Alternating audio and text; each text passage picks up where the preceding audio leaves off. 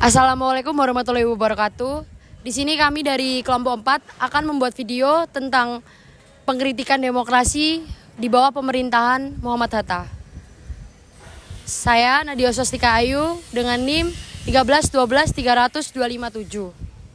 Saya dengan Patricia Rizalatala dengan NIM 1312300-256. Saya dengan Lilian Bisma Haryanto dengan NIM 13-12-300-255. Saya dengan Putri Anastasia dengan NIM 13-12-300-264. Dengan saya Amadudi Kalista dengan NIM 13-12-300-259. Dengan saya Muhammad Reflaska dengan NIM 13-12-300-262. Sekian video dari kelompok kami. Terima kasih. Dr. Andes Haji Muhammad Hatta lahir pada 12 Agustus 1902 dan meninggal pada 14 Maret 1980. Beliau adalah seorang tokoh penting dalam perjuangan kemerdekaan Indonesia, negarawan dan ekonom Indonesia yang menjabat sebagai Wakil Presiden Indonesia pertama. Ia bersama Soekarno adalah proklamator kemerdekaan, memainkan peranan sentral dalam perjuangan kemerdekaan Indonesia dari penjajahan Belanda sekaligus memproklamirkan pada 17 Agustus 1945. Ia pernah menjabat sebagai Perdana Menteri dalam Kabinet Hatta I, Hatta II, dan Republik Indonesia Serikat. Pada 1956, ia mundur dari jabatan Wakil Presiden.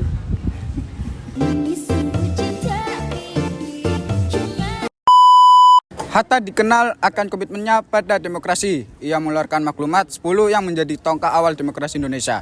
Di bidang ekonomi, pemikiran dan sumbangsinya terhadap perkembangan koperasi membuat ia dijuluki sebagai Bapak Koperasi.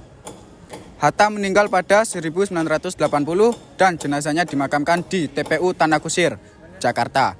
Pemerintah Indonesia menetapkannya sebagai salah seorang pahlawan proklamator kemerdekaan pada tanggal 23 Oktober 1986 melalui Kepres nomor 081 TK 1986.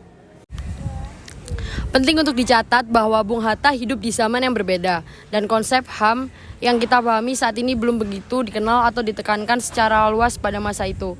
Fokus Bung Hatta terutama pada perjuangan kemerdekaan dan tantangan pembangunan bangsa di negara yang baru merdeka.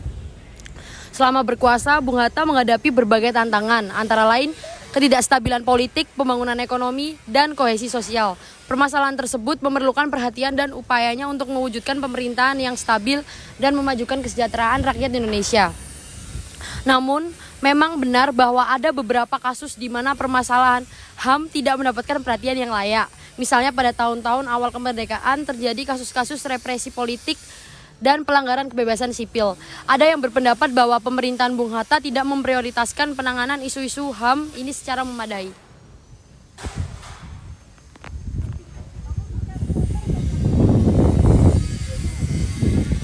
Penting untuk mempertimbangkan konteks sejarah dan tantangan yang dihadapi oleh negara yang baru merdeka ini. Fokusnya saat itu adalah membangun bangsa yang kuat dan bersatu. Dan konsep hak asasi manusia belum berkembang atau dipahami secara luas seperti saat ini. Perlu dicatat bahwa pemajuan dan perlindungan hak asasi manusia telah berkembang secara signifikan sejak saat itu. Dan para pemimpin serta generasi berikutnya di Indonesia telah memberikan penekanan yang lebih besar pada upaya mengatasi permasalahan hak asasi manusia. Negara ini telah mencapai kemajuan dalam membangun institusi dan mekanisme untuk melindungi hak asasi manusia, dan terdapat upaya yang sedang dilakukan untuk mengatasi pelanggaran hak asasi manusia di masa lalu dan mendorong budaya penghormatan terhadap hak asasi manusia di Indonesia. Seperti tokoh lainnya, ada beberapa hal yang dapat dikritik dari pandangan dan tindakan Hatta. Berikut adalah beberapa kritik yang mungkin diterima. Yang pertama, ketertiban dalam politik praktis setelah masa kemerdekaan Indonesia. Hatta terlibat dalam politik praktis dan menjadi salah satu pendiri partai politik. Beberapa kritikus berpendapat praktis mungkin telah mempengaruhi independensinya sebagai seorang pemikir dan pemimpin. Yang kedua adalah kurangnya perhatian terhadap hak asasi manusia.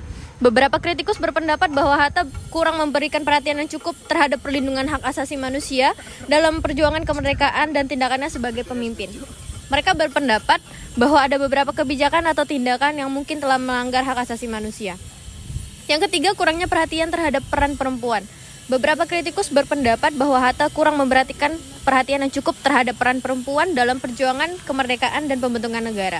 Mereka berpendapat bahwa partisipasi dan kontribusi perempuan tidak diakui atau dihargai dengan baik. Namun sebagai tokoh publik, kritik adalah bagian dari diskusi dan evaluasi yang sehat terhadap pemikiran dan tindakan seseorang.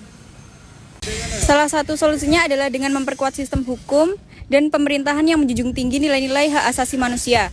Solusi yang lebih tegas dan terukur untuk memastikan implementasi yang efektif dari nilai-nilai hak asasi manusia dalam konteks Indonesia.